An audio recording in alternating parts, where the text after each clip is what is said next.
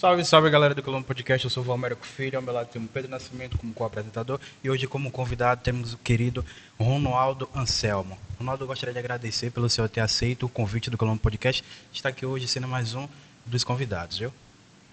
Boa tarde, Valmérico. Boa tarde, senhor Romualdo. Para começar, o senhor poderia contar um pouquinho da sua trajetória?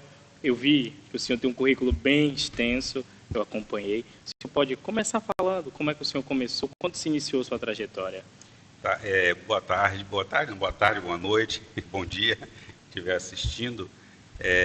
Eu agradeço inicialmente assim, o convite feito aí por vocês, né, o Quilombo Podcast, e é uma satisfação estar aqui, podendo trocar algumas ideias e mostrar um pouco dessa experiência aí, já que vocês são jovens aí chegando e eu já tenho um certo tempo no serviço público também, então, assim, de trajetória, eu sou como eu costumo dizer, eu sou um menino tímido do interior, né?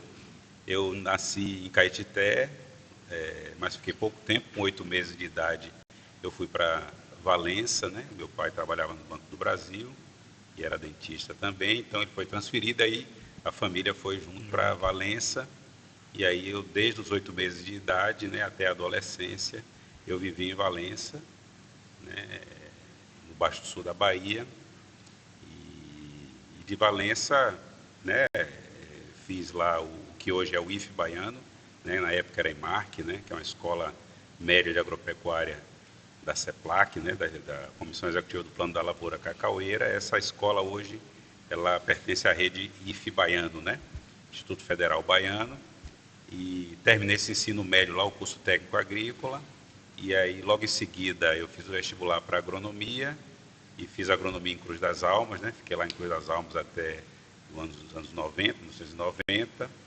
e depois passei a trabalhar, vim trabalhar, por incrível que pareça, era engenheiro agrônomo, mas vim trabalhar em Salvador, numa empresa de projetos agrícolas, né?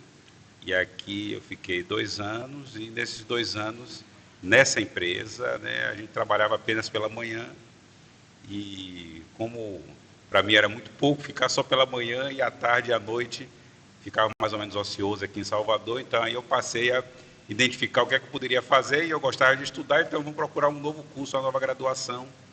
E aí eu fui fazer Ciências Contábeis na UNEB à noite, né? Fiz o vestibular e fiz Ciências Contábeis à noite na UNEB, e trabalhava de manhã e à noite Ciências Contábeis na UNEB, aqui mesmo no Cabula.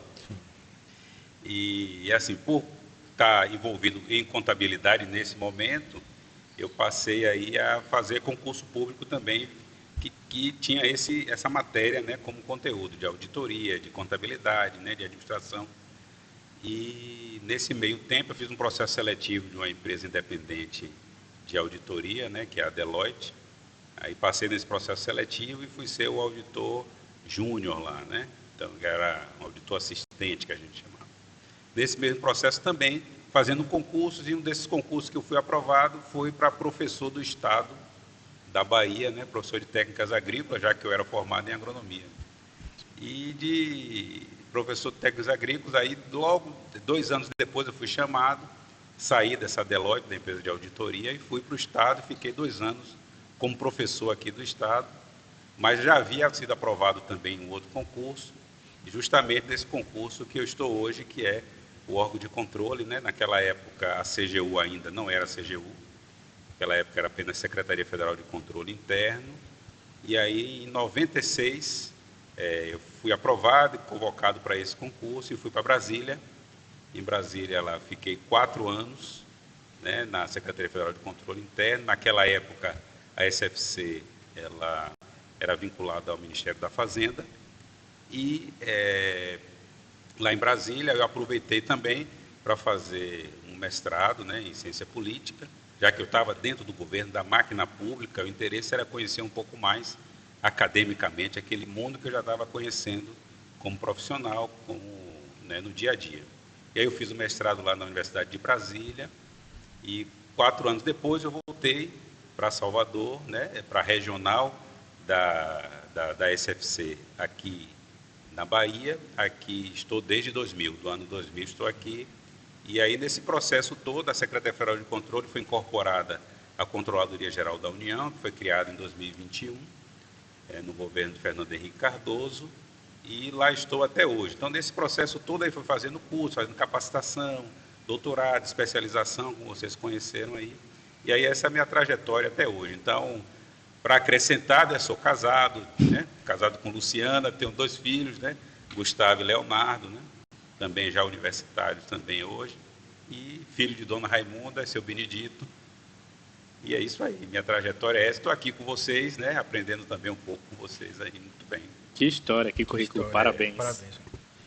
Eu queria saber, só poderia dizer para a gente, como é seu trabalho no dia a dia na Controladoria Regional da Bahia? Bom, a CGU regional, a CGU como um todo, é bom a gente dar uma contextualizada, porque a Controladoria Geral da União é um órgão, hoje, mas desde a sua criação, não hoje, mas desde a sua criação, ele tem status de ministério. É um ministério, ele já foi um ministério criado na Presidência da República, né, como uma unidade dentro da Presidência da República. No governo de Michel Temer, a CGU saiu do Ministério saiu da Presidência da República, da estrutura da Presidência, e, como a gente diz, ela foi para a esplanada como os demais ministérios. Então, a Controladoria Geral da União é um ministério, como o Ministério da Fazenda, como o Ministério da Educação. Tá? A CGU é um ministério e ela tem uma grande capilaridade nacional, porque em cada capital de estado brasileiro tem uma unidade regional da CGU. Então, eu hoje estou superintendente da CGU Regional Bahia, desde março do ano passado, e em cada estado você tem uma regional e essas regionais elas diferem em tamanho, algumas maiores, outras um pouco menores em termos de pessoal. Tá? Então, assim, a atuação de cada regional, como o nome está dizendo, ela é regionalizada. Então, a nossa atuação ela é inicialmente no território baiano. Na Regional Bahia, a gente atua na Bahia, mas nada impede que a gente colabore com colegas dos estados, né, vizinhos, fazendo algumas atuações, algumas ações de controle que necessitam esse apoio. Então, assim, todo o recurso federal, de origem federal, que é repassado ao estado da Bahia, vamos dizer assim, para os municípios, para o governo do estado ou para entes privados sem fins lucrativos que executam ações de políticas públicas, eles estão sujeitos a esse acompanhamento pela Controladoria Geral da União, que é o órgão central de controle interno do Poder Executivo Federal. Então, a CGU é o órgão de controle interno, né? Diferente, por exemplo, de um Tribunal de Contas, que é um órgão de controle externo. Né? Senhor Romualdo, como é que você acha que a CGU ela aprimorou a aplicação da Lei de Acesso à Informação? Muito bem. Boa pergunta. A CGU ela esteve por trás, vamos dizer assim, da própria criação da Lei de Acesso à Informação, que é a 12.527, de novembro de 2011, né? Entrou em vigor exatamente em maio de 2012. Né? Então, a Lei de Acesso à Informação era já uma demanda da sociedade brasileira e já estava previsto na própria Constituição, né? Lá no artigo 5º, entre os seus incisos, tem um lá que diz exatamente do direito do cidadão de acessar, de ter acesso, vamos dizer assim, às informações públicas. E era já uma demanda e uma necessidade. Só que esse direito existia, estava previsto na Constituição, mas não era regulamentado. Então, os órgãos não sabiam como assim, atender um pedido que era diferente de uma petição, que é assim, um pedido de informação. Como atender? Não tinha um prazo específico, não tinha um formato específico, não tinha uma plataforma específica, não tinha um serviço específico para fornecer esse acesso, vamos dizer assim, a essa informação pública. Então, a CGU esteve por trás da construção dessa lei, e a CGU ela é hoje o órgão, no Poder Executivo Federal, é um órgão de terceira, que a gente chama de recurso de terceiro grau, vamos chamar assim, né? Então, o papel da CGU nesse sentido no Poder Executivo Federal, além de ser um órgão, uma terceira instância, é um órgão que promove a própria Lei de Acesso à Informação, promove a transparência de uma forma abrangente. Então, de que maneira? Realizando cursos, palestras, publicações e sempre incentivando a sociedade a participar, porque pela Lei de Acesso à Informação a gente tem um controle social mais efetivo, né? Então, o papel da CGU é nesse sentido. Então, a nossa competência é ser a terceira instância, né? Porque, por exemplo, você faz um pedido de acesso à informação, qualquer cidadão pode fazer isso, independentemente de idade, né? Não precisa ter nenhum requisito específico, apenas se identificar, e no âmbito do governo federal, claro. Então, sem identificação, sem necessidade de nenhuma justificativa, qualquer pessoa, qualquer cidadão pode solicitar, por exemplo, um documento, desde que não seja sigiloso, um processo licitatório completo, pode solicitar, por exemplo, a escala de plantão de uma unidade de saúde. E essa informação precisa ser fornecida pelo órgão que recebeu aquele pedido em um prazo de 20 dias, prorrogável por mais 10.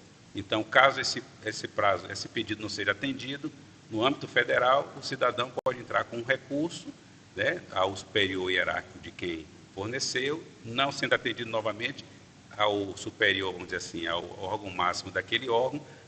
Caso continue não sendo atendido, aí entra a CGU como terceira instância recursal. Então, é a CGU nesse sentido aí para verificar se procede ou não aquela negativa ou se o pedido realmente justifica o fornecimento da informação, né? Entendi, bem legal, bem legal. É isso aí. Senhor Ronaldo, como a CGU tem colaborado com organismos internacionais para melhorar a governança e as ações anticorrupção no Brasil? Muito bem. A CGU ela identificou desde cedo essa necessidade de ter uma abrangência para além das fronteiras brasileiras. Por quê? Para identificar exatamente benchmark, que a gente chama, né, assim, de boas práticas internacionais. E isso passou a ser uma necessidade do próprio órgão. E houve uma aproximação, inicialmente, da CGU com a OCDE, né, que é a Organização para a Cooperação e Desenvolvimento Econômico. A partir daí, nós passamos a ter uma interação com organismos das Nações Unidas, e todos aqueles organismos que tratam, vamos dizer assim, do combate à corrupção, em melhoria da governança, melhoria da gestão pública, de forma internacional, como governo aberto. Então, a CGU passou a participar dessas instâncias internacionais. Então, essa participação da CGU é representando o governo brasileiro, representando os interesses do Brasil nesse sentido, ou seja, mostrando a própria capacidade que o governo brasileiro, que nós, brasileiros, temos em relação a esses temas. E essa cooperação internacional, ela tem trazido muitos frutos. Recentemente, nós realizamos, o Brasil está sediando, né, o G20, né, as reuniões do G20, e nós tivemos o grupo anticorrupção do G20, cuja reunião aconteceu em Natal, no Rio Grande do Norte, no mês passado, e a CGU que foi, vamos dizer assim, quem comandou essa reunião, né? Então, para nós foi um grande privilégio ter participado disso, nós que eu digo como instituição, CGU, e nós entendemos que essa interação internacional ela é essencial para que a gente possa fazer melhores entregas e, claro, no sentido de não acabar com esses problemas, mas mitigar, ou seja, diminuir os seus efeitos, seus impactos aqui na sociedade. Então, essa inserção internacional para a CGU é essencial. Entrando no nível de Bahia, como a CGU avalia a eficácia dos programas de treinamento e conscientização sobre ética para os servidores públicos, especialmente aqui no estado da Bahia? Bom, vamos limitar aqui o seguinte, como a competência da CGU, ela abrange, como eu falei, os recursos, os programas, as instituições públicas federais. No caso da sua pergunta, se for em relação às instituições públicas estaduais, não há uma competência da CGU nesse sentido. Como é que a gente poderia atuar nesse ponto? Seria uma atuação transversal, ou melhor dizendo, uma atuação de cooperação. A CGU ela faz parte da rede de controle no estado da Bahia, que é um colegiado com todos os órgãos, vamos dizer assim, de controle que atuam aqui no estado. Então, Ministério Público, Tribunal de Contas do Estado, Tribunal de Contas dos municípios, já falei Ministério Público, CGU, TCU também é a unidade aqui, né? E esses órgãos de controle, ele em cooperação, atuam para a melhoria da gestão, atuam para o fortalecimento do controle interno Então, na verdade, a nossa atuação para esse caso da questão ética é exatamente nesse sentido, de cooperação com os outros órgãos estaduais. Então, a gente não tem uma atuação direta nos órgãos do Estado, salvo se neste momento eles estão executando recursos públicos federais ou programas federais. Aí sim, a CGU teria uma atuação. Mas a competência para atuar, fiscalizar, acompanhar a gestão estadual e municipal, aí no Estado você teria o Tribunal de Contas do Estado, o TCE, a Auditoria Geral do Estado, e no caso dos municípios, o Tribunal de Contas dos Municípios, né, que teria essa competência para atuação e, no âmbito de cada município, as suas respectivas controladorias municipais. Tá? Então, seria nesse sentido aí. Mas, claro que como nós, a questão ética está dentro do nosso menu, vamos dizer assim, dentro das nossas interesses, a gente acaba elaborando comunicações, elaborando publicações que estão relacionadas a isso também. Pode ir. Quais são os planos da CGU para enfrentar a corrupção no longo prazo, considerando as recentes reformas no setor público? Essa pergunta é um grande desafio, porque a corrupção é um problema complexo. Então, não há querer combater a corrupção ou enfrentar a corrupção com uma medida drástica pontual. Então, a corrupção é algo que existe, sempre existiu e existirá, porque tem um fator humano envolvido e tem o que a gente chama das oportunidades. Então, a atuação da CGU, desde sempre, foi atuar inicialmente no processo preventivo, ou seja, no fortalecimento da gestão, na capacitação, na educação, na promoção do controle social, na transparência. Então, esse foi sempre o foco inicial da Controladoria Geral da União para reduzir ou enfrentar a corrupção. No longo prazo, o que é como você pergunta, no longo prazo é exatamente fortalecer esses mecanismos de controle, fortalecer a transparência, fortalecer o controle social, para que as novas gerações já se acostumem com a necessidade de proteção do patrimônio, a necessidade de que, o entendimento de que a corrupção é um problema grave e que afeta todos nós, né? Então, acho que o primeiro ponto nessa parte educativa, nessa parte preventiva, é passar para a sociedade como um todo, principalmente os jovens como vocês, que a corrupção é um problema que não acontece só lá em Brasília. A corrupção é um problema que afeta todo mundo. E assim, quando a corrupção acontece e esses recursos deixam de chegar aonde eles deveriam chegar, há uma falta de um medicamento, há uma infraestrutura deficiente, há uma dificuldade de você obter um serviço público, tudo isso porque faltou um recurso que foi desviado, que foi mal aplicado. Então, o entendimento da CGU no longo prazo é trabalhar na questão preventiva e, claro, educativa. Por quê? Porque se a gente for atuar apenas na parte repressiva, o que é que a gente está fazendo? A gente está atuando na consequência.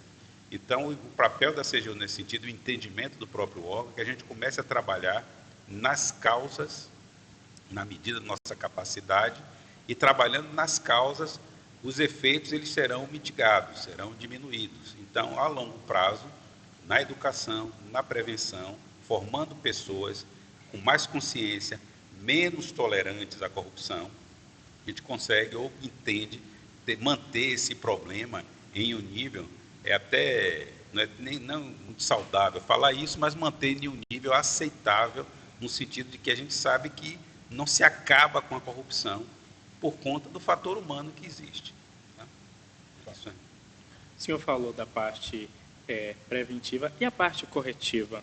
Como é que a União encara isso? Muito bem. A parte corretiva é um braço também no processo de enfrentamento da corrupção. Como eu falei, a gente concentra na parte preventiva, na parte de capacitação, de educação, mas a repressão também precisa existir. E ela é necessária, sim, porque querendo ou não, a própria repressão ela acaba sendo também um ponto educativo, tá? Então, na medida que a pessoa, o indivíduo, percebe que existe uma repressão, que existe uma punição, e que se fizer aquele mal feito, ele será punido, aquele indivíduo será punido, isso acaba, de uma certa maneira, né, diminuindo, evitando, inibindo as pessoas de prosseguirem naquele ponto. Claro que isso não é suficiente. Então, na parte de repressão, de correção, nós temos uma unidade dentro da CGU que nós chamamos de Corregedoria Geral da União, que trabalha a parte disciplinar dos servidores. Nós temos uma Secretaria de Integridade Privada, que trabalha a parte disciplinar no caso das empresas, ou seja, do setor privado, que aí você tem os acordos de leniência, né? Os processos administrativos de responsabilização, de responsabilizar a pessoa jurídica, tá? E temos também, no âmbito da CGU, uma diretoria, né, de operações, vamos chamar assim, uma DIOP, né, diretoria de operações, que trata dessas operações especiais junto com órgãos parceiros. Fica muito conhecido, né, nas manchetes de jornais aí, a atuação da CGU com a Polícia Federal, desbaratou uma quadrilha que desviava a merenda escolar. CGU e Polícia Federal atuou em uma quadrilha, tá, uma organização criminosa que atuava no desvio no transporte escolar. Então, essa atuação com órgãos parceiros também é uma coisa interessante nesse caso, nesse caráter repressivo. Então, vejam só, o combate e o enfrentamento da corrupção precisa ser feito na parte preventiva, educativa, mas também na parte repressiva.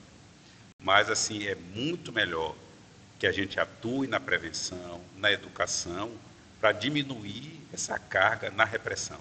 Porque na repressão, o mal feito já aconteceu, o desvio já aconteceu, e a recuperação desse recurso, desse bem, ele é mais demorado nesse sentido. Então, a atuação nossa é nesse entendimento, porque como a corrupção é um problema complexo, trabalhar contra ele, o seu enfrentamento também é um processo complexo. Tá? Então, envolve essas linhas que eu comentei aqui. Como é que a CGU atua nessa recuperação? Recuperação de um desvio, por exemplo? Muito bem. A CGU ela não tem esse poder de coerção, né, que talvez alguns colegas gostariam. Né? Então, a CGU ela trabalha nessa identificação, na mensuração do dano, vamos dizer assim, e a cobrança em si, a execução, fica a cargo de outros órgãos. Então, por exemplo, como eu falei, se foi identificado um determinado desvio por um processo de auditoria, de fiscalização realizado pela CGU, esse processo ele é encaminhado para órgãos parceiros que têm a capacidade repressiva, então Polícia Federal, Ministério Público, que podem, com autorização judicial, fazer mandado de busca, mandado de apreensão, bloqueio de contas. Então a Justiça autoriza e esses órgãos eles realizam. Então a CGU ela faz uma parte intermediária, tá? Esse é um ponto nessas operações repressivas. No caso como eu comentei aqui, da Secretaria de Integridade Privada, que faz os acordos de leniência, que é um acordo que está previsto lá na Lei Anticorrupção. O que é o acordo de leniência? O acordo de leniência é aquela delação premiada da empresa. Então, a empresa ela busca a CGU e diz, olha, eu cometi um mal feito em um órgão público, eu fraudei uma licitação, junto com um servidor ou junto com a outra empresa. Eu estou aqui para dizer que eu fiz isso, não vou fazer mais, e estou aqui para me redimir. Então, eu quero pagar o que eu devo, né? Então, vou fazer um acordo de leniência. Então, eu vou contar como aconteceu, eu vou informar quem estava envolvido, tá? E aqui, para que eu continue com essa possibilidade de contratar com o serviço público. Então, esse acordo de leniência, que seria essa delação da empresa privada, ele é feito e há uns recursos. Para você ter ideia, de acordo de leniência, eu trouxe os números aqui, desde 2017, só de valores de acordo de leniência, foram 18,5 bilhões de reais de acordo de leniência, e desses recursos, 9,6 bilhões já foram pagos aos órgãos e às instituições, os entes públicos que foram lesados. Esses recursos retornaram né, no âmbito desses acordos de leniência para os cofres públicos, né? Então, a CGU é o órgão competente para a assinatura dos acordos de leniência no âmbito da administração pública federal, com base na lei anticorrupção. Bem legal, bem atuante também. Porque você tem uma recuperação, como o senhor falou, 18 bilhões, não é qualquer coisa, não é pouco dinheiro. Muito bem. Ronaldo, existe algum tipo de grupo de trabalho dentro da controladoria voltado à educação? Tem, a CGU, ela, na sua estrutura, nós temos uma secretaria de integridade pública, né, a CIP, e essa Secretaria de Integridade Pública é que gerencia, vamos dizer assim, os programas da parte de educação cidadã. Tá? E dentro desses programas de educação cidadã, eles são tocados, né, os programas de educação cidadã, eles são tocados por núcleos regionais. Dentro de cada regional da Bahia, da CGU, são núcleos que a gente chama Núcleo de Ações de Ouvidoria e Prevenção, os NAOP. Os NAOP, eles são responsáveis por conduzir regionalmente esses programas de educação cidadã. Então, poderia citar aqui um programa chamado Um por Todo, Todos por Um, que é um programa que a CGU, em parceria com o Instituto Maurício de Souza, da Turma da Mônica, elabora os materiais lúdicos para aquelas crianças, né, do Fundamental 1. Então, são temas voltados para a proteção do patrimônio público, cidadania, ética, com um conteúdo e uma linguagem bem adequado para esse público. Então, esse programa ele é desenvolvido e distribuído em escolas, né, rede municipais também. Não é assim, a gente não tem um grande braço para cobrir toda uma rede estadual, por exemplo, ou de todos os municípios. Alguns municípios vamos dizer assim, se candidatam e eles são selecionados e nós divulgamos esse material nessas escolas, nas redes municipais. E, além disso, do Um por Todo, Todos por Um, nós também temos um programa chamado, na verdade, é um projeto, né, que é o concurso de desenho e redação, que todo ano ele tem um tema específico e aí abrange tanto fundamental quanto ensino médio, educação de jovens e adultos. Então, são concursos de desenho e redação para as crianças menores, desenho, para as crianças maiores e jovens, aí são redações que são escritas baseadas em um tema sempre voltado a isso, a proteção do patrimônio, cidadania, ética, transparência. Então, assim, preparando essas pessoas, esses jovens, né, com esses temas que não são ordinariamente trabalhados no currículo escolar de uma forma bem específica. São transversais, acontecem, mas aí a gente entra para reforçar esse conteúdo e, claro, apresentar a instituição como uma parceira de vocês também, parceira da educação, parceira nesse sentido de que tudo isso abrange o quê? Abrange a formação de pessoas para o aprimoramento do controle social, para aquilo que eu já comentei aqui no início, para que a gente possa preparar essas pessoas para evitar que aqueles problemas maiores aconteçam lá na frente, né? Então, essa é uma parte que é pouco conhecida da Controladoria Geral da União. Então, assim, o que dá manchete, o que dá aquele grande impacto, são essas operações especiais, com a Polícia Federal, o desvio, desbaratou uma quadrilha, uma organização criminosa que desvia o dinheiro público. Então, isso, vamos dizer assim, atrai muito a manchete. Então, essa outra parte que a CGU faz de prevenção, ela tem pouco apelo, vamos dizer assim, midiático, né? Mas tem um trabalho muito forte feito com uma equipe muito competente, assim, que é o pessoal que trabalha com essa parte de prevenção, né? Então, o nosso núcleo aqui na Bahia, o NAOP, ele é um núcleo muito competente mesmo, os colegas que vestem bem a camisa e atuam nessa área e estão aí na Bahia toda atuando, né, na medida do possível, dentro da nossa capacidade, divulgando essas informações do fortalecimento do controle social. A nível de tecnologia, como é que a tecnologia pode ajudar essas fiscalizações, esses desbaratinamentos? Muito bem.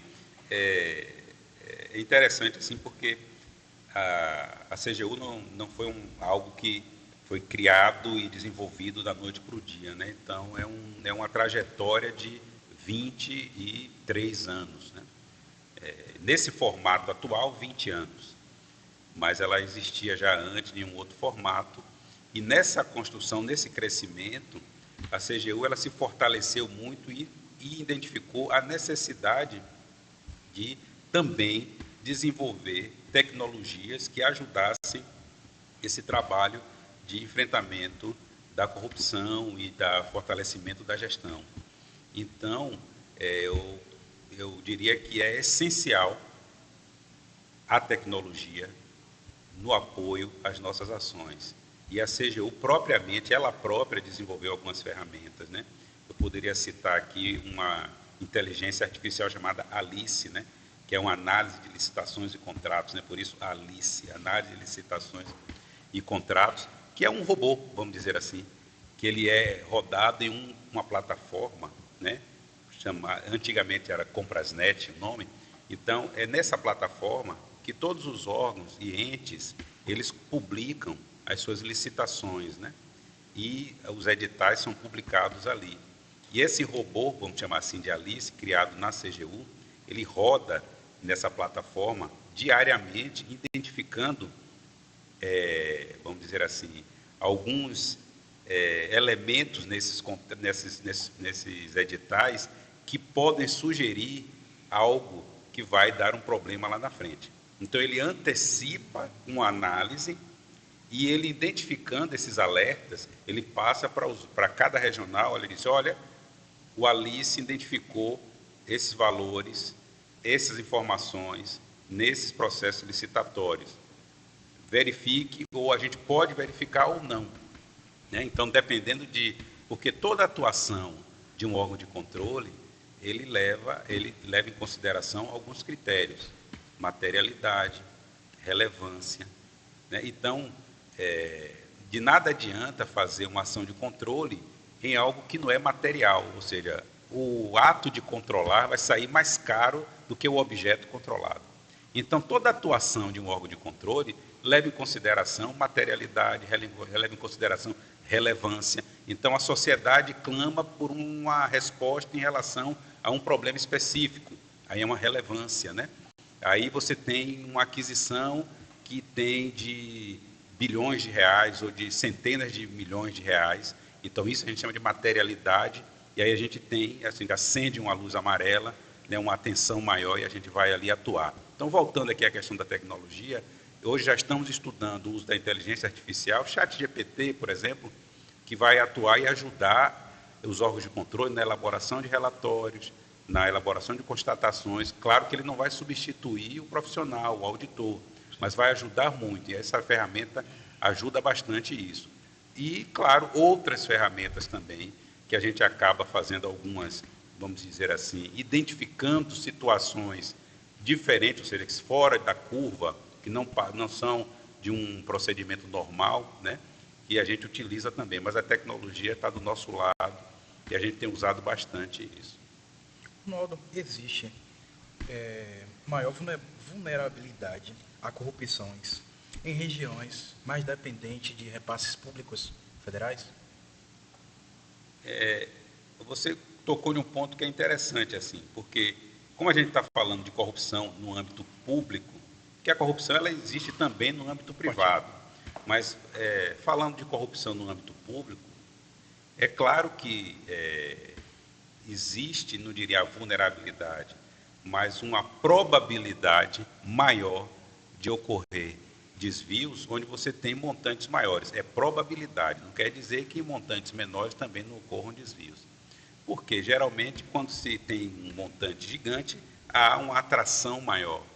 Mas eu diria que a probabilidade da ocorrência de desvios é exatamente onde você tem um controle deficiente, não exatamente na questão do montante em si. O montante chama mais atenção, tem mais interessados, vamos dizer assim, né, em agir de uma forma inadequada. Mas o ponto principal que a gente precisa tocar é exatamente o seguinte: não é porque existe um volume considerável de recursos que vai acontecer corrupção, vai acontecer desvio e vai ter má gestão.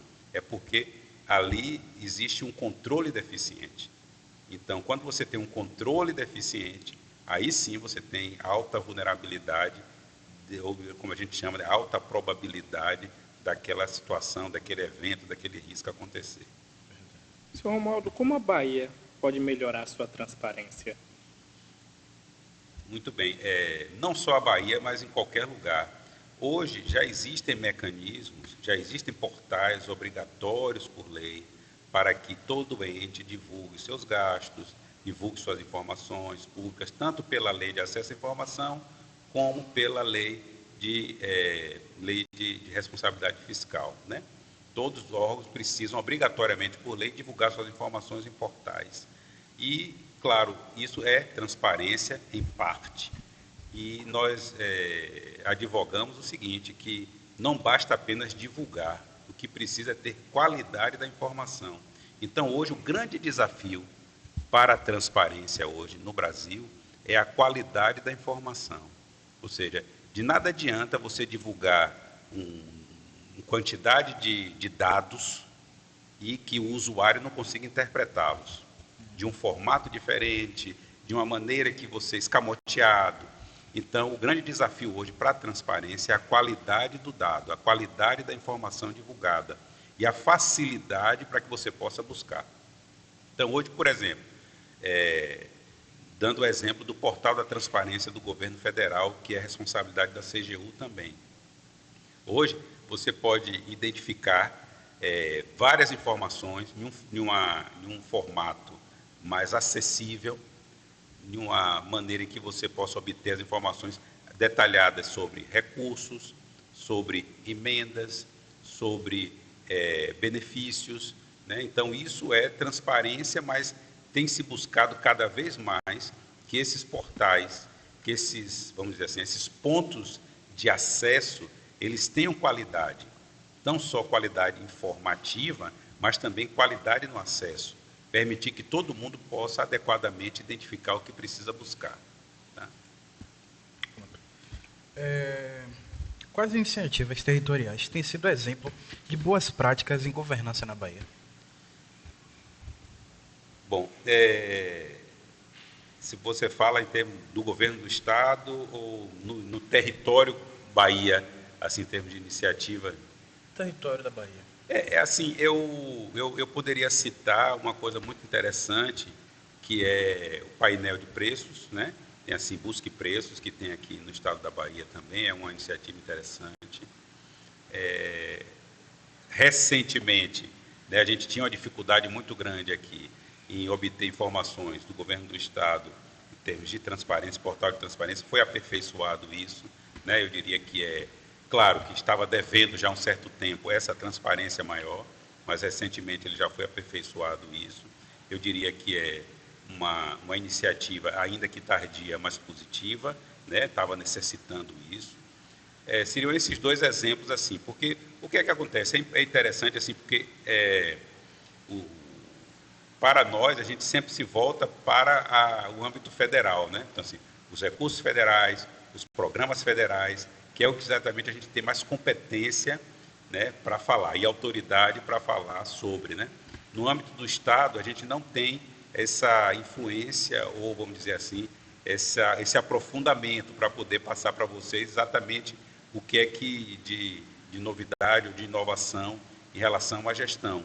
Mas esses dois exemplos que eu citei com relação ao portal, com relação à pesquisa de preços, eu acho que são iniciativas interessantes e positivas aqui para isso, né? Melhoria de gestão. Como a CGU garante que seus próprios mecanismos sejam livres de corrupção? Os próprios mecanismos da CGU? Isso. Tá. Assim, a gente tem um processo de formação e uma preocupação muito grande em que as coisas deem certo, que as coisas funcionem. As coisas que eu digo, os processos, as técnicas, os instrumentos que nós utilizamos funcionem. Então, primeiro, a gente precisa formar bem os nossos profissionais. Então, os colegas nossos da CGU, eles ingressam na CGU depois de um concurso muito rigoroso, um concurso que é bastante concorrido, né? Então, você já seleciona colegas que já têm uma boa formação.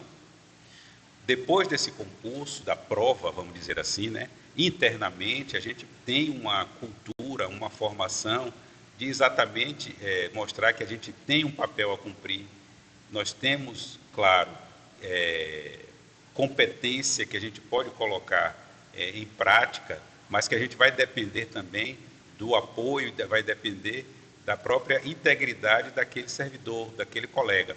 Internamente há um acompanhamento muito grande sobre isso. Então a gente tem, assim, nenhum documento, nenhum relatório é publicado sem que sejam feitas revisões. Nenhuma informação é passada para o grande público sem que haja uma revisão dos pares, dos superiores. Então, eu, por exemplo, estou aqui com vocês no podcast, mas eu falo como enquanto servidor da CGU, não como um mandato do ministro, por exemplo, para poder falar oficialmente em nome da instituição. Então, aqui eu falo em nome de Romualdo, superintendente regional da CGU, mas eu não falo oficialmente em nome da CGU. Então, esse cuidado a gente tem. Então, informações aqui que eu passo para vocês são informações que podem ser passadas. São informações que são, eu diria, públicas e que vocês podem encontrar, inclusive, nos nossos documentos, nos nossos portais. Então, aqui eu não vou descrever uma operação, como é realizada, por exemplo, eu não vou passar, como você mesmo comentou, com relação à tecnologia tal, eu não posso detalhar aqui como essas coisas são feitas, porque isso é uma questão interna. Então, isso a gente, já dentro da própria instituição, a gente é educado nesse sentido, entendeu? A gente tem esse compromisso. E eu poderia garantir, assim, que não há nenhum, ou, pelo menos até este momento, nunca houve nada que denegrisse, ou melhor dizendo, essa palavra, né, não pode nem mais usar isso aqui, é negativa mesmo, mas que comprometesse, vamos dizer assim, o nome ou a reputação da CGU nesse sentido. Mas internamente tem esse acompanhamento, a gente sabe, então por isso que é aquela coisa assim de segregação de função que a gente chama. Então, cada pessoa faz uma parte do processo para que ela não possa comprometer o processo como um todo, né? As revisões, o aperfeiçoamento. Então, eu que estou já na casa há 28 anos, eu percebi essa mudança, a melhoria, o aperfeiçoamento. Então, os colegas que vão entrando cada vez mais bem preparados do que os anteriores. Então, a gente tem colegas assim, de alta capacidade em todas as áreas que a gente atua. Tá? Então, assim, a tecnologia veio ajudar a gente, o aprimoramento dos relatórios, dos documentos que a gente apresenta. Então, tudo isso é uma maneira ou o resultado assim, daquilo que a gente veio preparando e fortalecendo internamente. Então, a gente tem essa preocupação de formar bem as nossas pessoas, ter cada vez mais documentos e relatórios e produtos com qualidade e ficar aberto ao escrutínio, à avaliação, à crítica da sociedade que a gente vai aprimorando com o tempo também. Saindo um pouquinho do nosso tema de hoje, Sim. o senhor poderia falar para a gente como era no ensino médio, até mesmo no ensino fundamental 2, a sua vida? Como era no colégio, dentro de casa, se o senhor puder falar? Posso, sim. Como eu falei, eu sou do interior, né? Então, eu fui sempre de escola pública, com exceção do Fundamental 1. Então, até a quarta série, antiga, hoje quinto ano, eu foi escola privada, né? Aquelas escolinhas que a gente chamava Também. antigamente, e do quinto ano, ou melhor dizendo, na época da quinta série em diante, fui escola pública. Então, lá em Valença, na quinta série, colégio estadual hoje, Gentil Paraíso Martins, na minha época, Complexo Escolar Gentil Paraíso Martins, CEGPM, está lá ainda, e era assim, era um momento, vamos dizer assim, de escola pública, mas que era a única escola, o único ginásio que tinha na minha cidade. Então, tanto as famílias de classe média, quanto as famílias de classe menos favorecida, ou a elite da cidade, todo mundo estudava naquele mesmo ginásio. Todo mundo se conhecia. Todo mundo se conhecia e todo mundo estudava no mesmo ginásio, na mesma escola pública estadual. E eu não tenho lembrança de deficiência da escola. Sempre bons professores, boa estrutura, merenda escolar naquele momento, naquela época também, tá? E aí foi meu ginásio, que a gente chama de quinta a oitava série, né, no Complexo Escolar Gentil Paraíso Martins. No ensino médio, Também escola pública, hoje que eu falei, IFE Baiano, na época era a EMARC, né? Escola Média de Agropecuária Regional da CEPLAC, a Escola Técnica Agrícola. E eu fui privilegiado de ter estudado nessa escola, porque era uma escola diferente das escolas técnicas agrícolas tradicionais, ou do ensino médio tradicional, porque é uma escola técnica, mas era de período integral. Então, nós tínhamos aula de manhã e à tarde, tinha prática pela manhã, aula teórica à tarde, ou invertia, prática à tarde, aula teórica pela manhã, né? Então, assim, muito bem formado, bons professores também.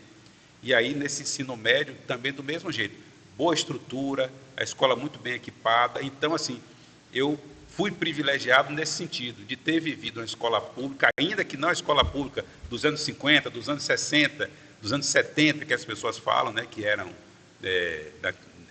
escolas de alto nível, de qualidade, mas no interior, em Valença, naquela minha época, né, nos idos dos anos 80, realmente eu fui privilegiado de ter tido escolas com estrutura razoável, com bons professores, uma boa formação, tanto que eu passei no vestibular sem cursinho, ou seja, terminei a EMARC, fiz o vestibular para agronomia, fui logo aprovado, e lá para Cruz das Almas, lá na UFBA na época ainda, não era nem o FRB, né? Então, assim, essa foi minha vida. Então, na verdade, era uma vida de vocês da capital, né? É um diferencial, mas no interior era uma vida pacata, tranquila. A gente não tinha essa violência, né, que hoje a gente tem, um problema de violência. Não se falava de problema de violência, né? Não se falava em um problema de falta de estrutura nas escolas naquele momento, pelo menos na minha realidade lá em Valença, tá? E, assim, eu falo que eu tive uma boa formação em educação, em uma área na educação pública, né, lá no interior. Tive essa boa formação. Então, essa foi a minha experiência, assim, de viver, ir para a escola andando, voltar andando, né? Ter aquela coisa de sem internet, sem celular, sem TikTok, né? Então, era bem divertido, vamos dizer assim, né? Então, essa era a vida lá nossa, né, dos colegas naqueles tempos lá, né? E eu diria que isso é possível, voltar, né? Não sem internet, sem celular, sem TikTok, né, com esses problemas que a gente vive hoje, mas é possível a gente ter uma escola pública de qualidade, a gente ter formação de colegas como vocês aqui, são exemplos. Então, vocês estão sendo muito bem formados, vocês estão demonstrando que tem essa capacidade que a escola pública pode produzir, né? Então, vocês são exemplos disso. E, assim, eu acredito e defendo mesmo a escola pública nesse sentido, porque eu sou oriundo dela, né? Assim, eu sou escola pública desde sempre, né? E eu acho que eu estou aqui dando um retorno para isso. Ou seja, para mim é um prazer estar aqui com vocês, contando essa história, contando essas informações da CGU, que nada mais é do que um retorno que eu estou dando à sociedade aí, que ajudou no meu processo formativo também, né? E é o que eu até falo para todo mundo, assim, para vocês, que não desistam, né? Sigam sempre em frente aí. Alguém da plateia deseja fazer pergunta? Então, para finalizar, seu Romualdo, qual é o legado que o senhor quer deixar, como esses anos que o senhor passou na superintendência da Controladoria Geral da União? Assim, hoje eu estou numa posição de liderança, né? Então, a Regional Bahia ela tem hoje cerca de 60 servidores, né? E eu sou superintendente e aí o líder desses 60 servidores, e os superintendentes eles se revezam. Então, geralmente nós ficamos em 4 anos em média na superintendência, que é o processo normal de troca, não se perpetua numa posição de superintendência, né? E os ex-superintendentes continuam lá conosco, né? Os que ainda não se aposentaram, atuando lá normalmente como auditores. E o que eu gostaria de deixar, assim, como superintendente, né, como liderança dessa equipe, né, que agradeço muito dessa equipe aí, e é exatamente que o que é importante na liderança é você tratar bem as pessoas. Eu acho que o legado que eu gostaria de deixar é que o mais importante do que o próprio trabalho em si, são as pessoas.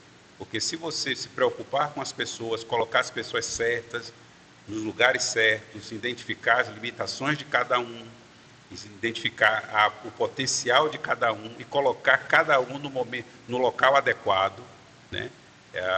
Você acaba não precisando se preocupar com a entrega ou com o trabalho, porque você sabe que a pessoa está no lugar certo, tem a capacidade adequada e vai fazer as entregas de acordo com aquela capacidade dele.